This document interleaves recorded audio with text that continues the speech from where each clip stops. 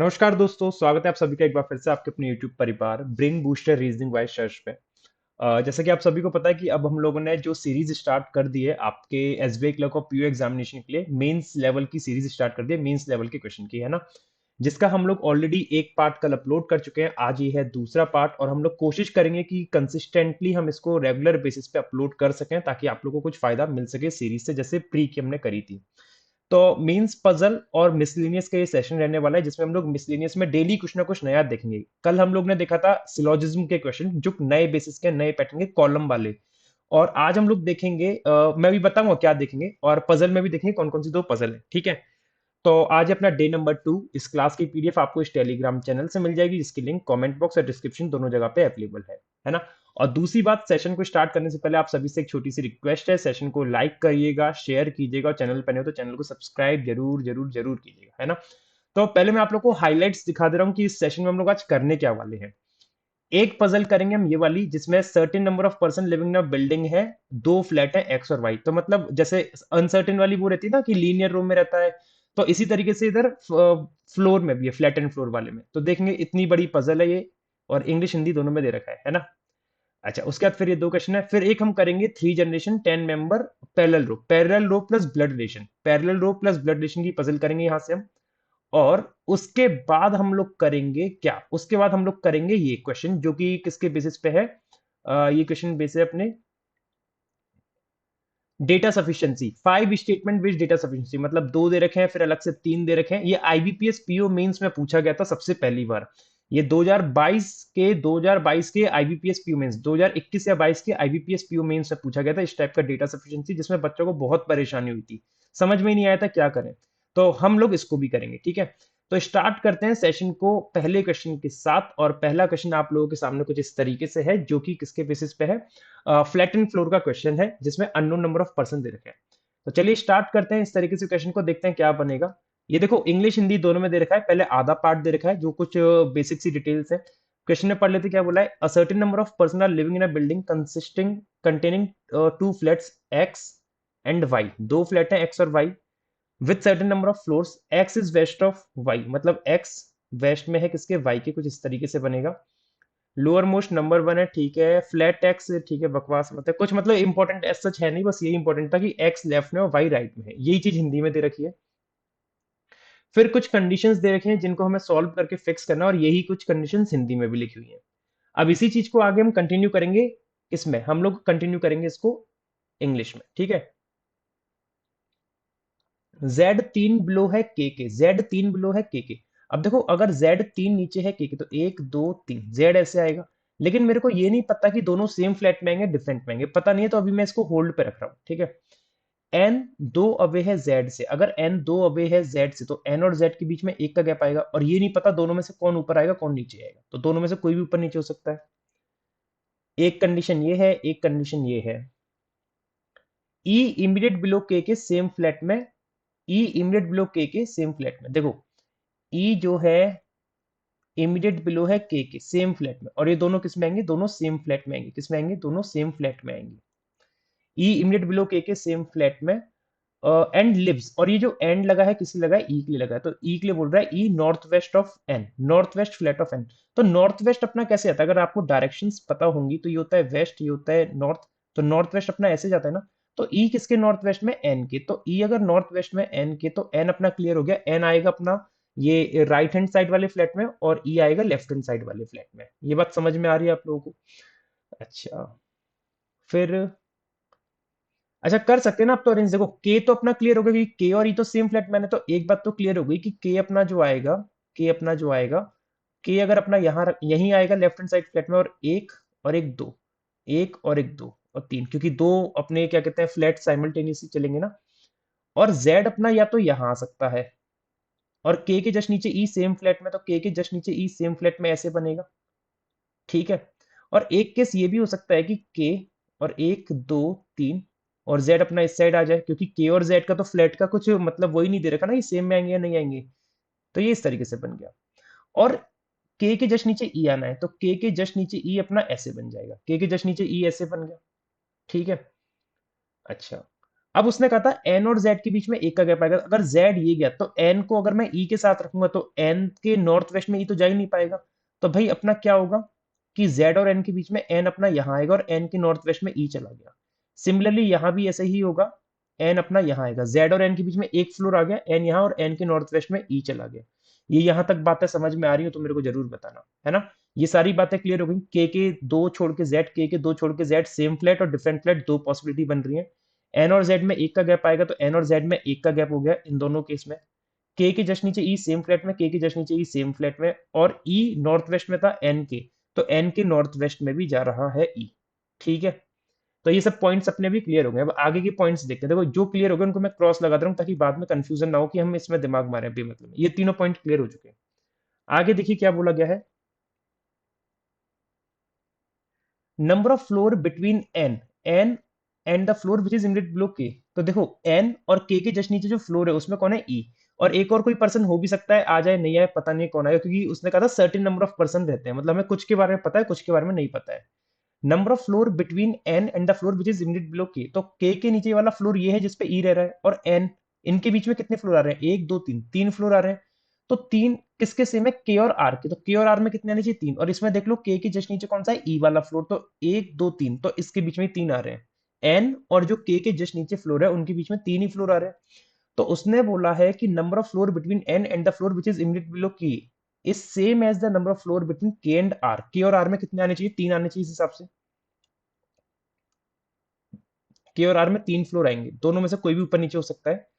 और R who do not live on the adjacent floor of Z, R Z के adjacent flat में floor पे नहीं आएगा, फ्लोर बोला है ना।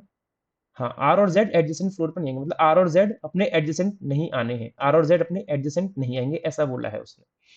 तो मेरे भाई एक बात समझने की कोशिश करना, के और आर में अगर मैं तीन रखता हूँ तो के तो अपना ऊपर है, तो एक दो तीन, आर को अगर मैं यहाँ रखूँ तो आर तो जेड के एडजेसेंट आएगा, तो आर कहाँ जाएगा, ऊपर जाएगा, एक दो तीन, है ना, तीन फ्लोर आ गए।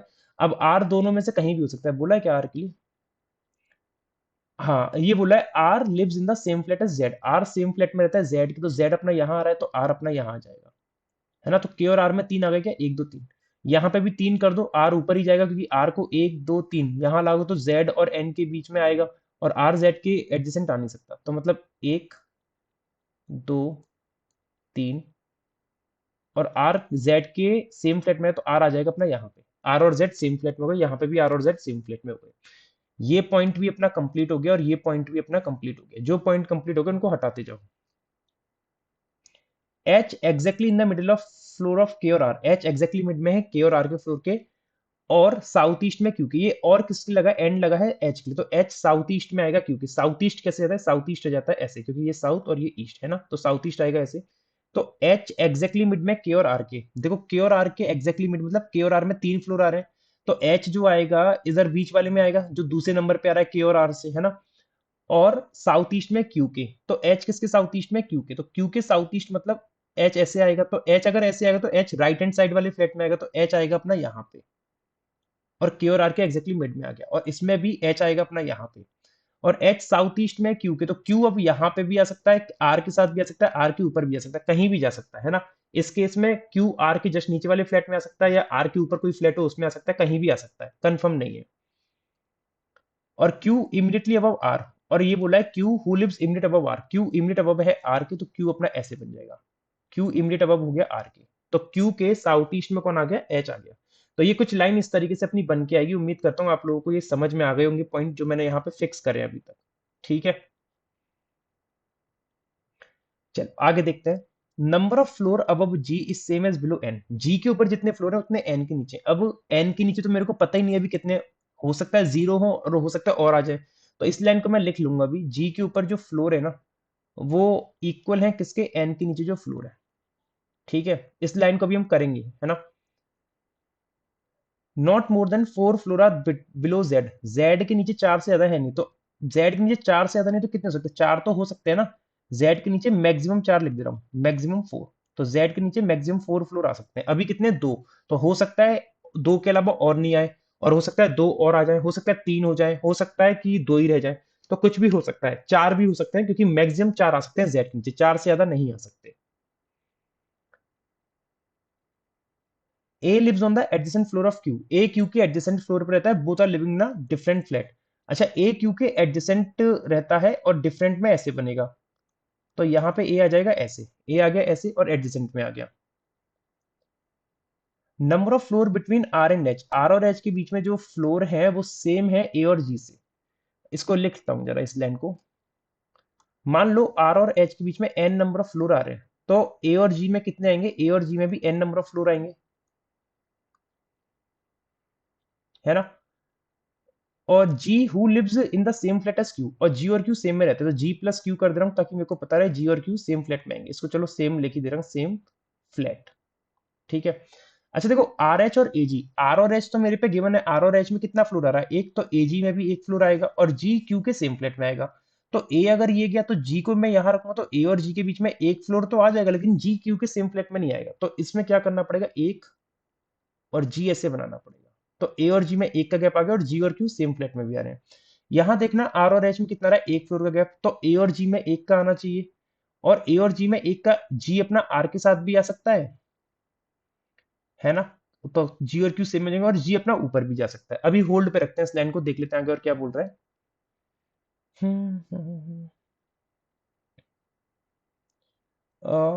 जी who lives in the same flat as Q, ये सही किया ना। आर एच में एक का गैप आ रहा है, तो ए जी में एक का गैप बन नहीं पाता क्योंकि जी और क्यू सेम फ्लैट में नहीं आ पाते। ओ दो अबव और नॉर्थ में है जी के, देखो ओ दो अबव है और नॉर्थ में है जी के। अगर ओ दो अबव और नॉर्थ में है तो दोनों सेम फ्लैट में ही आने, दोनों क्या होगा, सेम फ्लैट में आएंगे। दोनों किस में आएंगे, सेम फ्लैट में आएंगे, क्योंकि नॉर्थ में इंसान तभी जाएगा जब वो सेम डायरेक्शन में हो, सेम लाइन में हो।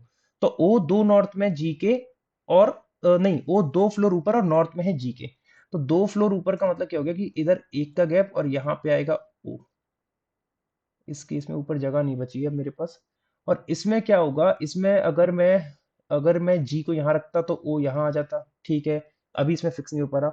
ओ दो अब है नॉर्थ में जी के और जी नॉर्थ में है क्यू के। अब जी नॉर्थ में, क्योंकि इस केस में तो जी नॉर्थ में जा रहा है, इस केस में जी नॉर्थ में कैसे जाएगा, क्योंकि कि ए और जी में एक करना था ना, क्योंकि आर और एच में कितना रहा एक, तो जी नीचे तो आ नहीं सकता, क्यों, क्योंकि जी नॉर्थ में है क्यू के।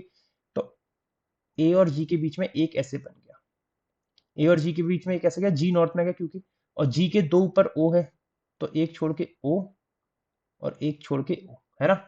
मतलब साथ में उसके जो पैरेलल फ्लैट आएगा वो भी बना दिया। ये चीजें ऐसे बन गई हैं।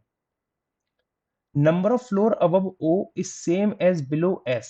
अच्छा देखो, ये ओ जी वाली लाइन फिक्स हो गई, इसको मैं काट दे रहा हूँ। ये क्यू एच फिक्स है ना, ये भी फिक्स है, काट दो इसको। ये जेड के नीचे मैक्सिमम चार फिक्स नहीं है, जी एन फिक्स नहीं हो पाया अभी तक, R N R H A G fix है, जी क्यू फिक्स है, हटाओ जो फिक्स है उन्हें हटाते जाओ क्योंकि ताकि दिक्कत नहीं हो।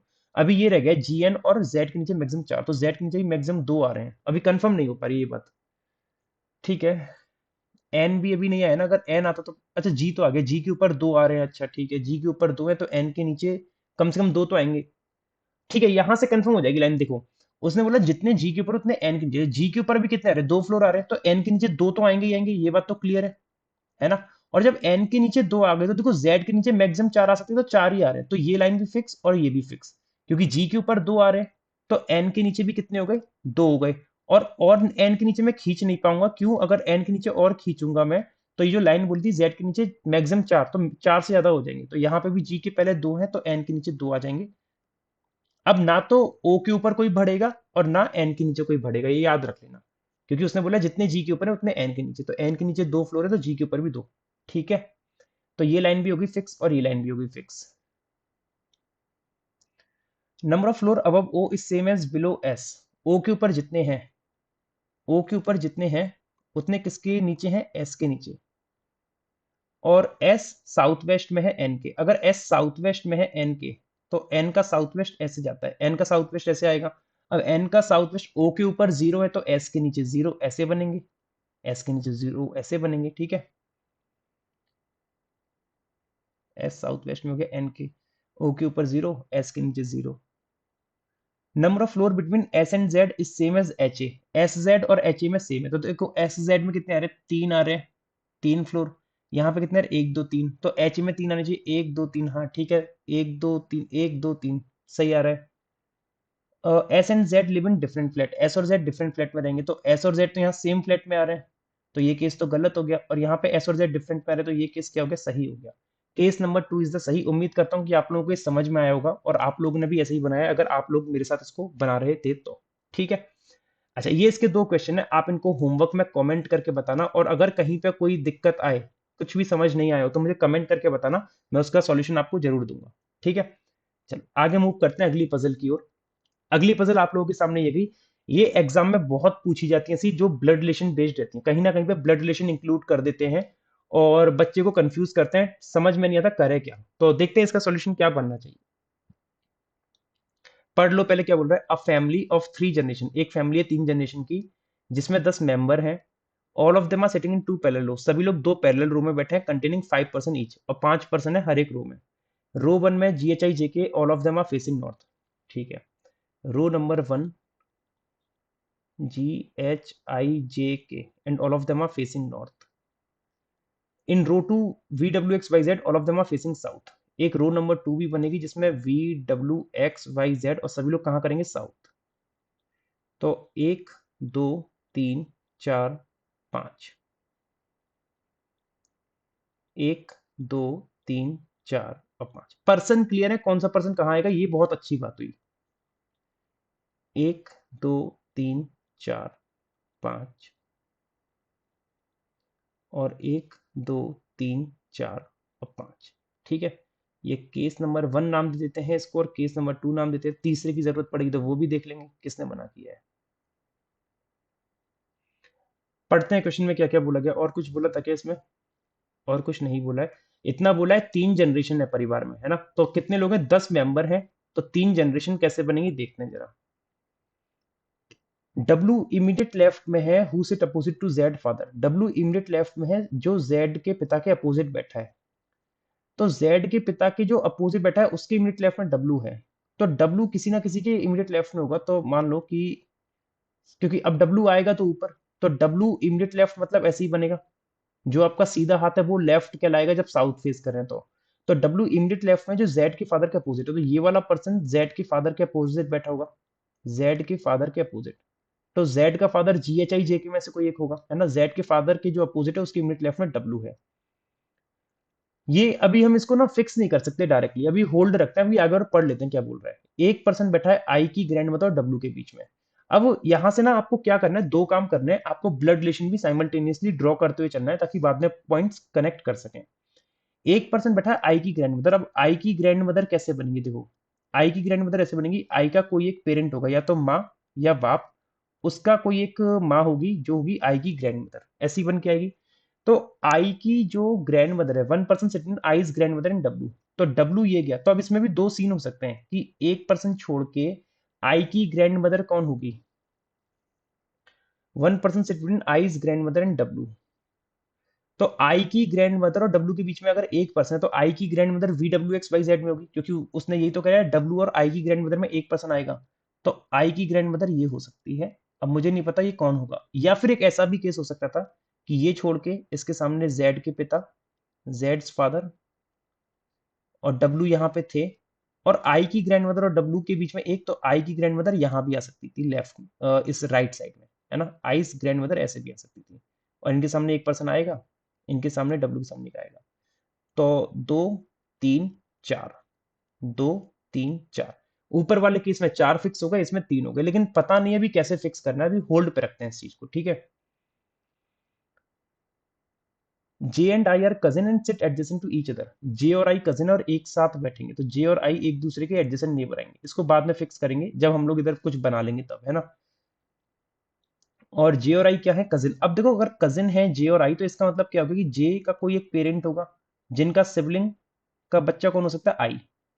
अब जे का कोई एक पेरेंट होगा, हो सकता है कि उसका जे के पेरेंट का जो भी माँ बाप है, उनके जो भाई बहन होंगे या जो भी सिबलिंग होगा, उनका बच्चा कौन होगा, आई। ऐसा हो सकता है जे और आई तभी कजिन बन पाएंगे। ठीक है। Y is the only son of G. Y एकमात्र बेटा है जी का। जी का एकमात्र बेटा कौन है, वाई। अब अभी ये चीज भी ना इसमें अरेंजमेंट में फिक्स नहीं हो सकती है, ब्लड रिलेशन में चलेगा अभी केवल। वाई एकमात्र बेटा है जी का और 2 प्लेसेस अवेयर डब्ल्यू से, और वाई किससे 2 प्लेस अवेयर, डब्ल्यू से। अब देखो वाई क्या है, सॉरी, वाई एकमात्र बेटा है जी का और 2 प्लेस अवे है डब्ल्यू से। 2 प्लेस अवे डब्ल्यू से क्या होगा कि वाई और डब्ल्यू के बीच में एक का गैप आएगा, है ना।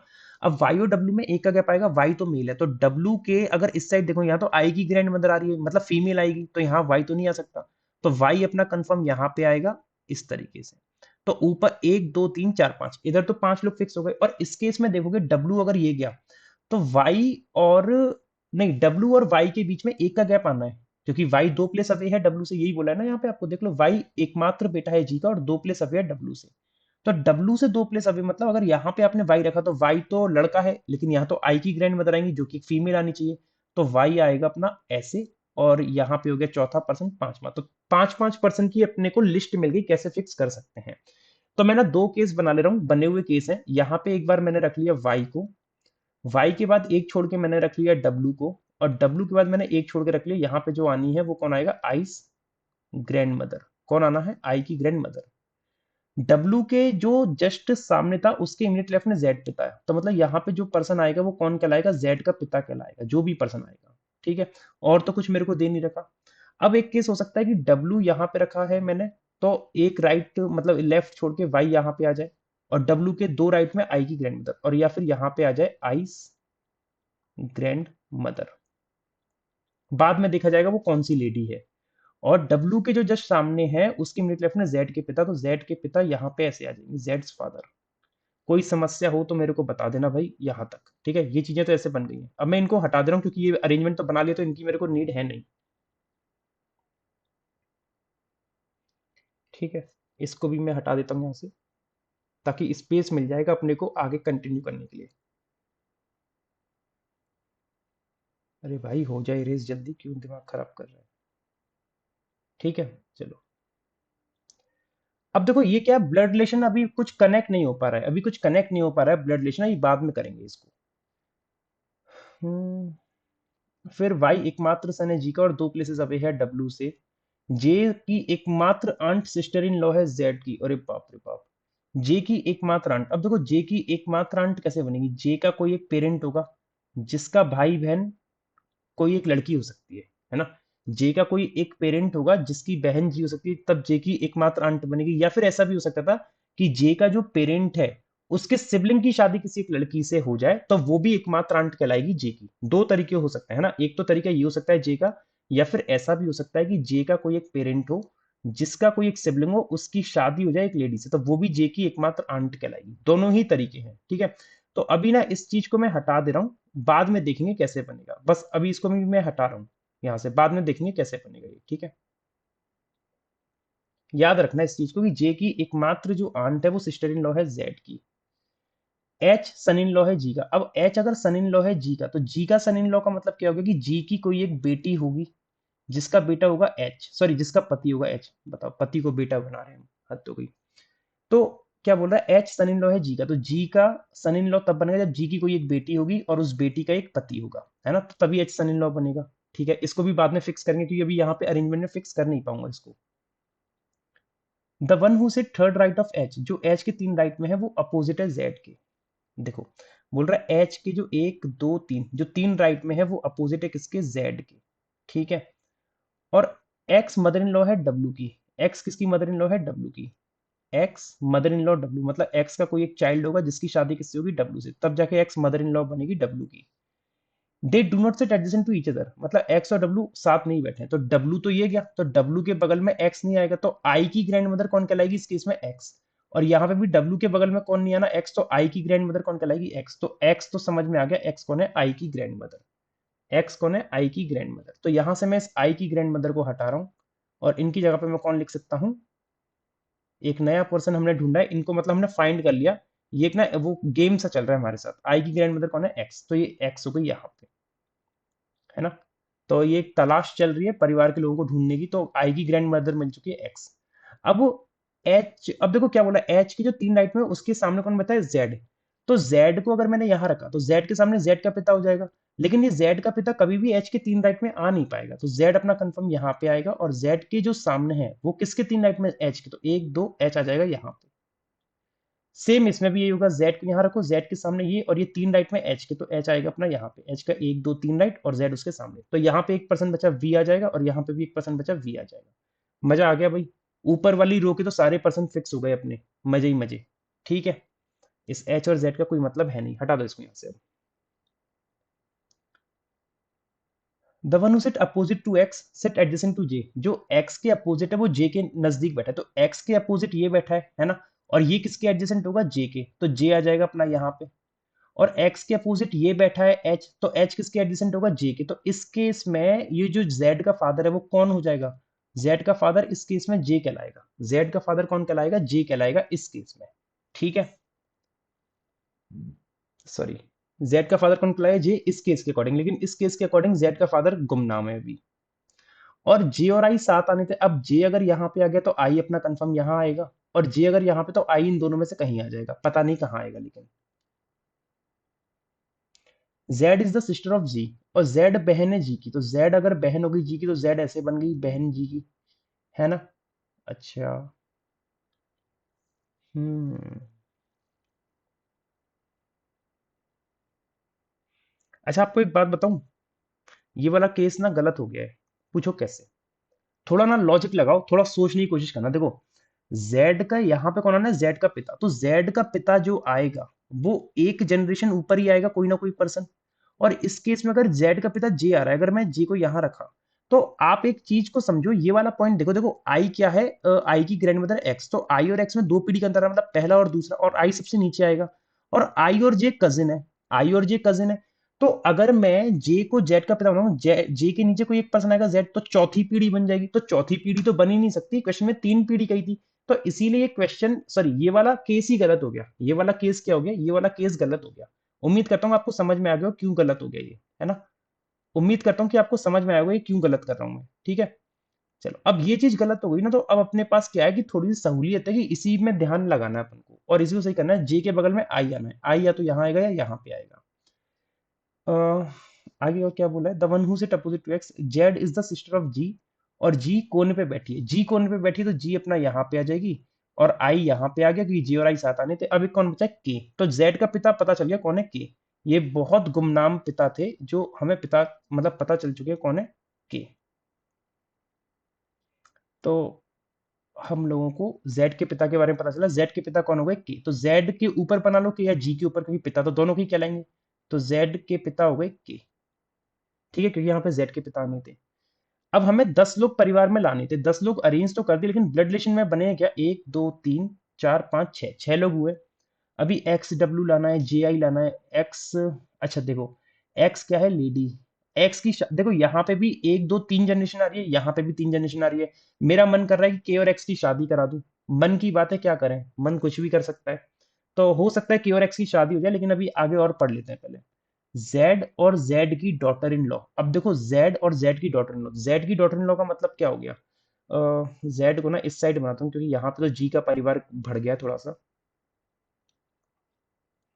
जेड को थोड़ा इस साइड खींच लेते हैं, जेड का परिवार अलग बना लेते हैं, क्योंकि जेड थोड़ा सा नाराज हो रहा है हमसे अब। कहाँ गई जेड सिस्टर ऑफ जी, ऐसे। और इस एक्स को ना इधर से हटा लेता हूँ, थोड़ा एक्स को इधर लिख लेता हूँ, क्या था, एक्स फीमेल, और उनका कोई एक बेटा बेटी जिसका बच्चा कौन होगा, आई। ठीक है,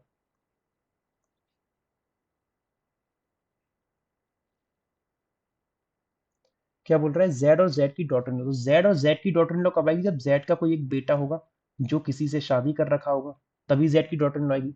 तो जेड और जेड की daughter in law 2 places away हैं एक दूसरे से, 2 प्लेसेस अवे का मतलब दोनों के बीच में एक का गैप।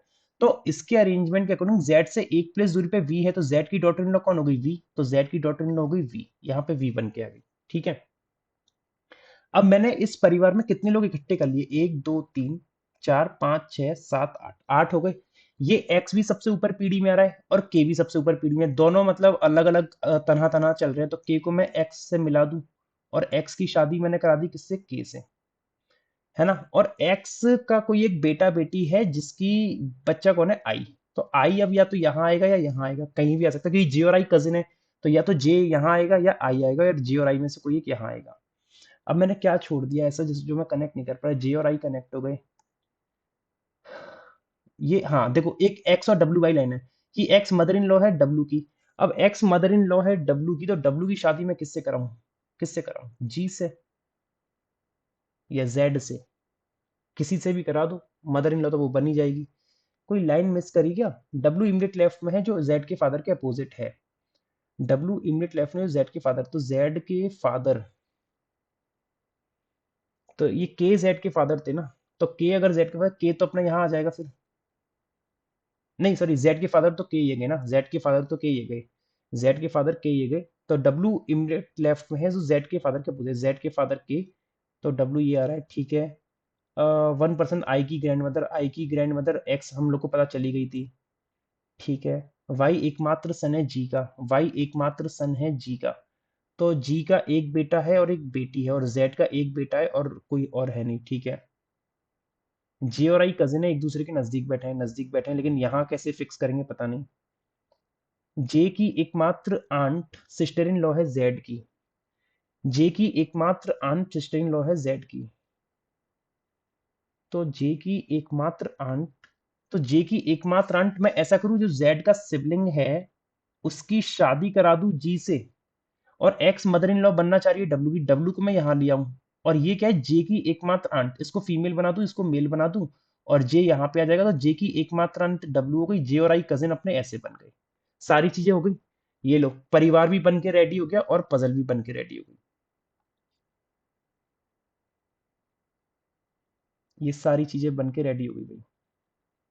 पूरे 10 लोग रेडी हैं, ये ब्लड रिलेशन बनेगा, एक्स के डब्ल्यू जी जेड, और ये सारी कंडीशन आप पढ़ के मैच कर लेना, मेरे अकॉर्डिंग तो सारी चीजें सही है, और आपको अगर ये समझ में आ गया हो तो मुझे बताना पजल कैसी लगी, पजल अच्छी थी या नहीं, ठीक है। अच्छा, ये इसके 2 क्वेश्चन है, आप लोग मुझे होमवर्क में कमेंट करके बताइएगा कि इनके आंसर क्या बनेंगे। अब यहां से आता है ब्लड रिलेशन, ये ब्लड रिलेशन जो है ना, ये पहली बार देखने को मिला था आईबीपीएस पीओ मेंस के पेपर में, आईबीपीएस पीओ मेंस के 2021 के पेपर में देखने को मिला था, 2021 या 22 के पेपर में देखने को मिला था इस टाइप का ब्लड रिलेशन, जिसमें 2 स्टेटमेंट दे रखे हैं, उसके बाद फिर अलग से 3 स्टेटमेंट और दे दिए, फिर पता लगाना क्या आंसर होगा।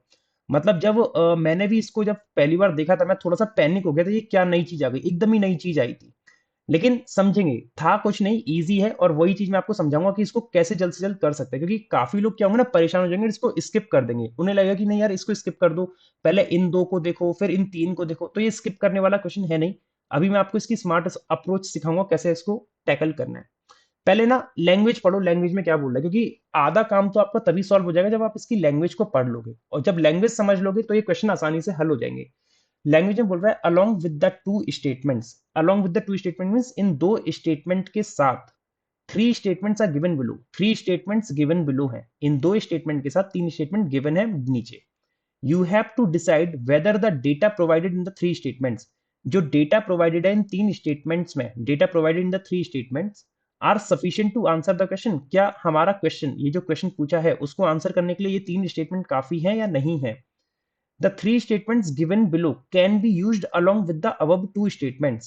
ये जो 3 स्टेटमेंट है इनके साथ यूज किया जा सकता है, कैन बी का मतलब क्या हो गया, किया जा सकता है, along with the above 2 statements but cannot be combined together, लेकिन कंबाइन नहीं कर सकते, यूज कर सकते हो कंबाइन करने के लिए, लेकिन डायरेक्टली कंबाइन नहीं कर सकते। द 2 स्टेटमेंट्स अब कंबाइंड, लेकिन ये दोनों स्टेटमेंट क्या है, कंबाइंड है, ये एक दूसरे के साथ कनेक्टेड है, ये एक दूसरे के साथ कनेक्टेड है, लेकिन इन 3 में से किसी को भी इसके साथ कनेक्ट करके आंसर निकाल सकते हो, डायरेक्टली कंबाइंड नहीं होंगे। कैसे सर, क्या कहना चाह रहे हो, हमें नहीं समझ में, अभी आपको समझ में आएगा जब मैं आपको एक एग्जांपल दूंगा और समझाऊंगा और अच्छे से, ठीक है। देखो, सबसे पहले ना इन स्टेटमेंट दोनों को सॉल्व कर लेते, क्योंकि उसने क्या बोला है हमसे, यहाँ पे उसने एक बात बोली है, the above 2 statements above, the 2 statements above combined, मतलब ये दोनों स्टेटमेंट ऊपर जो है कंबाइंड है, कंबाइंड मतलब एक साथ जुड़ेंगे।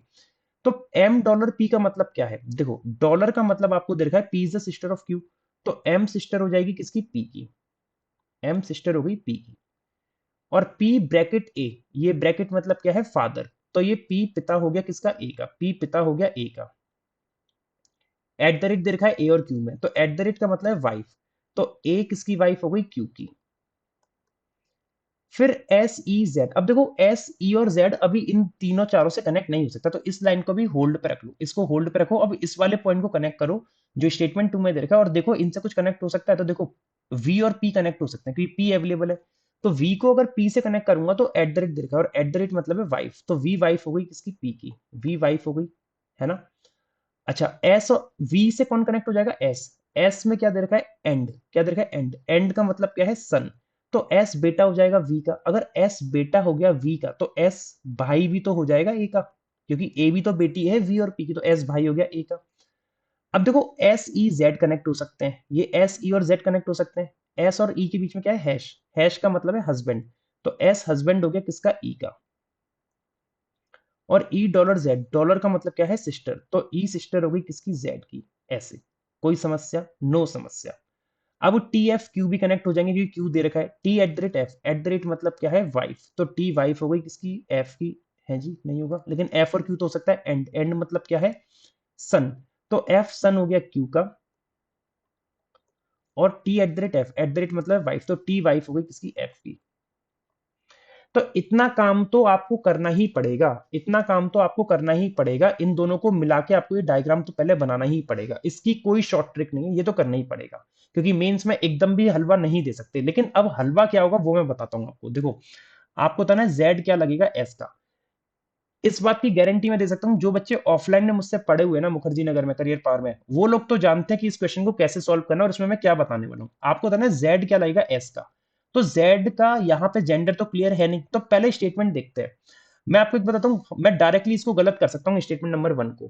पूछो क्यों। मैं इसलिए गलत कर सकता हूं, क्योंकि जेड के बाद अगर कोई सिंबल होता, जेड के बाद अगर कोई सिंबल होता, तभी तो जेड का जेंडर डिफाइन होता, तभी तो जेड का डिफाइन होता। लेकिन यहां तो जेड के बाद कोई सिंबल ही नहीं है, और जेड और ई में डॉलर लगा है, और डॉलर का मतलब होता है सिस्टर, जो दे रखा है, तो ई सिस्टर है जेड की। इससे जेड का जेंडर डिफाइन होगा क्या, बताओ, जेड का जेंडर डिफाइन होगा क्या, बिल्कुल भी नहीं होगा। और जब नहीं होगा तो कोई माथा मारने की जरूरत नहीं है, पहला तो इसका आंसर बनेगा नहीं। क्यों, क्योंकि अब जेड का जब तक जेंडर डिफाइन नहीं होगा तब तक आप जेड नहीं बता सकते क्या लगेगा, एस का। अब सेकंड स्टेटमेंट को देख लो। सेकंड स्टेटमेंट में जेड के बाद कोई सिंबल है नहीं, केवल डब्ल्यू और जेड के बीच में स्टार है। अगर स्टार का मतलब हस्बैंड या वाइफ हुआ तो जेड का जेंडर बाय डिफॉल्ट क्लियर हो जाएगा। लेकिन स्टार का मतलब है मदर, तो डब्ल्यू क्या है, मदर है जेड की, तो इससे जेड का जेंडर फिर क्लियर नहीं होगा, और जब क्लियर नहीं होगा तो सेकंड स्टेटमेंट की भी नीड नहीं है। समझ में आ रही है बात मैं क्या कहना चाह रहा हूं, समझ रहे हो ना। तो पहले दो स्टेटमेंट की तो नीड नहीं है, अब बचता है केवल तीसरा, मेरे हिसाब से यही होना चाहिए, लेकिन फिर भी आप इसको सॉल्व करो। देखो, जेड और एक्स में क्या है, जेड का एस से बताना है। जेड का बस जेंडर क्लियर हो जाए ना, मेरे कहानी मजा आ जाएगा। जेड और एक्स के बीच में क्या है, हैश, और हैश का मतलब क्या है वो देख लेते हैं। हैश का मतलब है हस्बैंड, तो जेड हस्बैंड हो गया किसका, एक्स का। और जेड का क्या आप बता सकते हो, एस क्या, जेड क्या लग रहा है इसका, जेड क्या लग रहा है इसका, जेड लग रहा है ब्रदर इन लॉ। क्या लग रहा है, ब्रदर इन लॉ।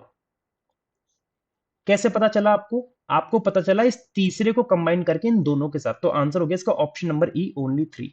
क्वेश्चन कैसा लगा, क्वेश्चन की अप्रोच कैसी लगी, मेरे को जल्दी से बता दो बस, कैसा लगा। देखो, हो सकता है कि आपके मन में रहे कि इसमें क्या नया बता दिए, तो हम भी कर लेते। तो मैं आपसे ये कहूंगा कि बिना सॉल्यूशन देखे फिर करके देखो, एक बार ट्राई करके देखो, पता चल जाएगा कि कर सकते थे कि नहीं कर सकते थे। अप्रोच मैटर करती है, अगर आप लोग सही अप्रोच यूज कर रहे हो तो मेंस में टाइम बचा सकते हो, ज्यादा से ज्यादा क्वेश्चन करके भी आ सकते हो। ठीक है, उम्मीद करता हूं कि आपको इस समझ में आएगा कि किस तरीके से हमें टैकल करना है। तो इसका आंसर क्या हो जाएगा, 3। अच्छा, ये क्वेश्चन आप लोग को देता हूँ, चलो एक बार खुद से ट्राई करके बताओ क्या बनेगा, फिर मैं इसको बताऊंगा। चलो, ट्राई करने के बाद फिर से बताओ क्या बनेगा। अरे रहने तो मैं ही बता देता हूँ जल्दी से। ए और जी में स्टार लग रहा है ना, स्टार का मतलब क्या है, मदर, तो ए मदर हो गई किसकी, जी की। ए मदर हो गई किसकी, जी की। जी डॉलर यू, डॉलर मतलब क्या है मेरे भाई, सिस्टर, तो जी सिस्टर हो जाएगी किसकी, यू की। जी सिस्टर हो गई यू की। और यू ब्रैकेट जे, ब्रैकेट मतलब क्या है, फादर, तो यू फादर हो गया किसका, जे का। अब इस लाइन को भी करेंगे डीबीओ के जे। देखो, डीबीओ कनेक्ट नहीं हो सकता, लेकिन के और जे कनेक्ट हो सकते हैं। के और जे में क्या है, eight the rate, eight the rate मतलब वाइफ, तो के वाइफ हो गई जे की, तो जे उसका पति हो जाएगा। ठीक है, अब क्या है, डीबीओ तो कनेक्ट नहीं हो सकता, है ना। अब इसको कनेक्ट कर लो, ओ सी जी, सी और जी में क्या है, ब्रैकेट लग रहा है, ब्रैकेट का मतलब क्या है, फादर, तो फादर का मतलब हो गया कि सी फादर हो गया जी का। अब सी फादर हो गया तो सी हस्बैंड भी हो जाएगा ए का। और ओ एंड सी का मतलब क्या है, एंड का मतलब है मेरे भाई सन, तो ओ सन हो गया किसका, सी का। ओ अगर सन हो गया सी का तो जी और यू का भाई हो जाएगा। ठीक है, अच्छा, अब यहां से डी बी ओ भी कनेक्ट हो सकते हैं, B at the rate O, at the rate मतलब क्या है, एट द रेट मतलब है वाइफ, तो बी वाइफ हो गई ओ की। और डी डॉलर बी, डॉलर मतलब क्या है, डॉलर मतलब है सिस्टर, तो डी सिस्टर हो गई बी की। अरे बाप रे बाप, कितना बड़ा परिवार है। यहाँ पे ओ सी जी कनेक्ट हो गया, ओ सी जी और कनेक्ट करना है, सी और जी में क्या है, ब्रैकेट है, तो फादर बनेगा, तो सी फादर बन जाएगा जी का, सी तो बन गया। ओ और सी कनेक्ट हो गया क्या? ओ एंड सी में क्या है कि ओ सन है सी का, तो हाँ ये भी कनेक्ट हो गया। फिर बी और वी, स्टार लग रहा है, स्टार मतलब है मदर, तो बी मदर हो जाएगी वी की, तो बी मदर हो गई वी की। और एम और डी में क्या बोल रहा है? एम है क्या? डी तो है लेकिन एम आ जाएगा, तो स्टार मतलब है मदर, तो एम मदर हो जाएगी डी की, तो एम मदर हो गई डी की, इस तरीके से। ठीक है, आपको बताना है वी क्या लगेगा ई का। वी का तो जेंडर क्लियर है ही नहीं, है ना। अब डायरेक्ट ऑप्शन से करके देखो, पहला वाले के में देखो वी के बाद कोई सिंबल ही नहीं है, और जब वी के बाद सिंबल नहीं है तो आप इससे नहीं बता पाओगे कि वी क्या लगेगा ई का। हाँ वो बात अलग है कि डॉलर का मतलब अगर हस्बैंड वाइफ हुआ तो बी का जेंडर क्लियर हो जाएगा बाय डिफॉल्ट। तो पहले देख लो आई और वी में कुछ आ रहा है क्या? डॉलर, डॉलर मतलब क्या है? सिस्टर, तो आई सिस्टर होगी वी की, इससे वी का जेंडर क्लियर नहीं होगा, तो पहला वाला तो ये गलत हो गया, स्टेटमेंट गलत, इससे नहीं बता पाओगे। इसमें देखो वी के बाद जेंडर क्लियर हो जाएगा, वी के बाद दे रखा है एंड। लेकिन केवल जेंडर क्लियर करने से मतलब नहीं है, आपको ये भी देखना है कि क्या ई कनेक्ट हो पा रहा है कि नहीं। ई में क्यों नहीं बना पाऊंगा अभी तक? वी क्या लगेगा ई का, अच्छा अच्छा ठीक है। वी का जेंडर तो क्लियर हो जाएगा, क्या ये ई कनेक्ट हो पाएगा इस डायग्राम में कि नहीं हो पाएगा, ये भी देखना है, क्योंकि वी तो अपना मौजूद है, लेकिन वी का ई से तभी बता पाओगे क्योंकि ई तो यहाँ पे मौजूद है नहीं, तो क्या ये ई इनमें से कनेक्ट हो पाएगा? तो ई कनेक्ट होगा क्यू से, और क्यू है नहीं, तो देखो ओ क्यू से कनेक्ट होगा, क्यू ई से, मतलब ओ का रिश्ता क्यू से बनेगा, क्यू कहीं ना कहीं कुछ आएगा, और क्यू का ई से बनेगा। और जब ओ क्यू ई कनेक्ट हो जाएंगे तो वी का डायरेक्ट आप कनेक्शन बना पाओगे कि नहीं, क्योंकि वी तो कनेक्टेड है। तो समझ रहे हो, ये वाला तो अपना आंसर दे देगा। अगर आपको ये चीज समझ में आ रही है तो बहुत अच्छी बात है, नहीं समझ में आ रही तो मैं इसको बना भी सकता हूँ। बनाऊंगा कैसे, देखो ओ और क्यू के बीच में ब्रैकेट आ रहा है, ओ और क्यू में क्या आ रहा है? ब्रैकेट, ब्रैकेट मतलब है फादर, तो ओ फादर हो जाएगा क्यू का। ओ किसका फादर हो जाएगा? क्यू का, अलग कलर से बना रहा हूं मैं इसको। ओ फादर हो जाएगा क्यू का, तो ओ फादर हो गया क्यू का। तो जे के क्यू और वी सेम जनरेशन में आ गए, ये किस में आ गए? सेम जनरेशन में आ गए। और क्यू हैश ई, हैश मतलब हस्बैंड, तो क्यू हस्बैंड हो गया किसका? ई का। क्यू हस्बैंड ई का, तो ई वाइफ। वी का जेंडर क्या होगा? वी एंड, एंड मतलब क्या है? सन, तो वी का जेंडर हो गया मेल। तो अब वी, ये जो वी है, ये जो वी है वो क्या लग रहा है? ई का। ये जो वी है वो क्या लग रहा है? ई का, देख लो अब। हम्म, अच्छा ओ और वी क्या थे? हस्बैंड वाइफ थे, है ना। ओ और वी हस्बैंड वाइफ थे, तो इनका एक बच्चा था वी और एक बच्चा था क्यू, क्योंकि ओ का बच्चा क्यू है, यही तो बोला है ना, ओ ब्रैकेट क्यू। ब्रैकेट मतलब क्या है? फादर, तो ओ पिता है क्यू का और ओ पिता वी का भी हो रहा है। तो वी अपने भाई की बहन अपनी भाई की वाइफ का क्या लगेगा? Brother in law. तो यहाँ पे वी क्या लग रहा है? ई का ब्रदर इन लॉ लग रहा है। क्या लग रहा है? Brother in law. इतना करने की जरूरत है नहीं, आपको डायरेक्ट दिख रहा है कि ओ क्यू ई कनेक्ट हो जाएंगे, ओ से क्यू कनेक्ट हो जाएगा और ई भी हो जाएगा, और वी का जेंडर पता चला, तो डायरेक्टली आप इसको सॉल्व कर सकते हो, कोई मतलब ही नहीं है कि ये सब ड्रामे करो आप, ठीक है। अच्छा मैं आपको अब दूसरा, अब तीसरा देख लो, तीसरे का आंसर क्या बनेगा। तीसरे में बोल रहा है कि तीसरे में वी का बताना है। देखो वी के बाद दे रखा है पी हैश वी, क्या दे रखा है? हैश। हैश का मतलब क्या है? हैश का मतलब है husband, P is the husband, तो यहाँ पे पी हस्बैंड हो जाएगा वी का, पी हस्बैंड होगा वी का, तो वी का जेंडर क्लियर हो जाएगा, वी क्या हो जाएगा? फीमेल हो जाएगा। और वी जब फीमेल हो जाएगा तो आपको वी का जेंडर तो पता चल गया, लेकिन आपको ये देखना है क्या इसमें ई कनेक्ट हो पाएगा इस डायग्राम से। तो देखो डी के साथ क्या दरकार ई, तो डी डॉलर ई का मतलब क्या हो गया? डॉलर का मतलब है सिस्टर, तो डी सिस्टर हो गई ई की। और जब डी सिस्टर हो गई ई की तो वी क्या लग रहा है? ई का। अगर वी फीमेल है, अगर वी फीमेल है, अगर वी फीमेल है तो वी क्या लग रही है? ई की। तो वी लग रही है, वी लग रही है नीस, क्या लगेगी? नीस। तो इस केस के अकॉर्डिंग, इस केस के अकॉर्डिंग क्या आ जाएगा? वी नीस लग जाएगी, क्या लग जाएगी? नीस। वी क्या लग जाएगी? नीस। तो आंसर आपका दूसरे से भी आ रहा है, आंसर आपका तीसरे से भी आ रहा है, दोनों को कंबाइन करके नहीं आ रहा, अकेले अकेले आ रहा है, तो आंसर क्या हो जाएगा? Option number D, either two और थ्री फॉलोस। ये पता है मैं सॉल्व करता नहीं, लेकिन आपको समझाने के लिए मैंने ये लिख के सॉल्व किया है। मैं तो डायरेक्ट देख रहा हूँ कि वी का जेंडर क्लियर हो रहा है और डी ई से कनेक्ट हो रहा है, तो बाय डिफॉल्ट वी का ई से जेंडर पता चल ही जाएगा। मुझे क्या मतलब वो क्या लगेगा क्या नहीं लगेगा, मुझे तो बस ये देखना है कि आंसर आ रहा है कि नहीं आ रहा। तो दूसरे तीसरे से आ रहा है। ये आपको होमवर्क में दे दूं क्या? चलो होमवर्क में ले लो, और अप्रोच वही यूज करना जो मैंने करी है, और इसका कमेंट करके आंसर बताना क्या बनेगा, मैं वेट करूंगा आपके आंसर का। अच्छा आप लोग से एक छोटी सी रिक्वेस्ट है कि एक तो आप लोग मुझे फीडबैक देंगे क्लास का, कि क्लास कैसी लगी, how was the class. Feedback आप लोग मुझे कमेंट में जरूर बताएंगे कैसी लगी क्लास। सेकंड थिंग, आपके सजेशंस क्या हैं क्लास को लेके, क्या इंप्रूवमेंट चाहिए, क्या हमें और एक्स्ट्रा करना चाहिए, या क्या, या ऐसे ही चलने देना चाहिए। योर सजेशंस चाहिए मेरे को, ताकि मैं और अच्छा दे सकूं और आपको और अच्छे तरीके से बेटर प्रोवाइड कर सकूं। फीडबैक और सजेशंस दोनों मैटर करते हैं, और कमेंट करके बताना है आपको जो होमवर्क दिए थे, कमेंट होमवर्क, है ना? होमवर्क कमेंट करके बताना है।